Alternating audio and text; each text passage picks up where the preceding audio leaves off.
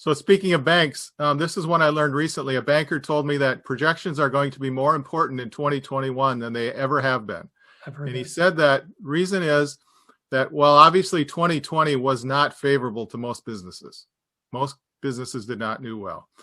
And banks know that, and regulators know that. But they've got all these clients that have either maybe they've fallen behind in their payments or they haven't lived up to their loan covenants. And the banks and the regulators know that. So they're willing to kind of give businesses a pass on 2020. They're willing to do that, but they're asking for two things. First, the business has to be able to explain what the pandemic did to them in 2020 and be able to explain why it hurt them and what exactly happened.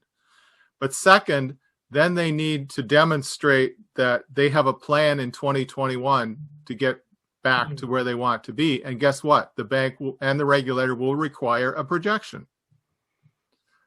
So the banker told me projections haven't been this important since 2008 in the depths of the Great Recession. Wow. Yeah.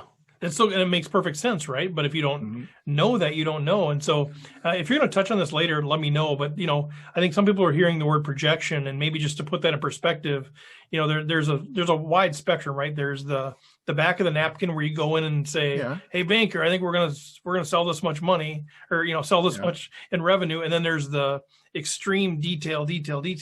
When you're talking about kind of the funding that banks are looking for in general, kind of where in the spectrum does that fall? Like how much anxiety should this cause when I'm thinking about I need projection to get funding? Well, maybe you're right. Maybe we should talk about what I mean by a projection. I've said the word 100 times already. So I don't mean just a budget. I don't just mean, well, we're going to sell X and our profit's going to be Y. I mean, that's great if you do that because a lot of businesses don't. But that's a good thing. But when I say a projection, I mean all three statements, a P&L, a cash flow, and a balance sheet. Right. So that I mean all three of those. So what are bankers asking for? What I'm being told is they're asking for all three. They want to see a complete financial picture of how your business is going to look 12 months from now.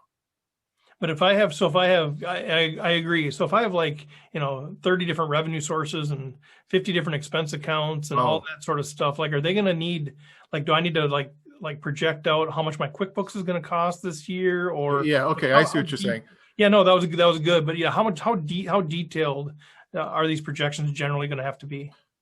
Yeah, what we ProjectionSmart is a modeling program, so it's done at a high level. So we'll just put sales, it'll just be in as a number, but that doesn't mean that you have to be able to support that, right? With X amount per product line or per region or office or whatever. You have to be able to support it. Likewise, we say, what are your overhead expenses going to be is a number, but you need to be able to detail that as well because your banker will want to know what makes up those numbers. But as far as the actual modeling process, we do it at a high level.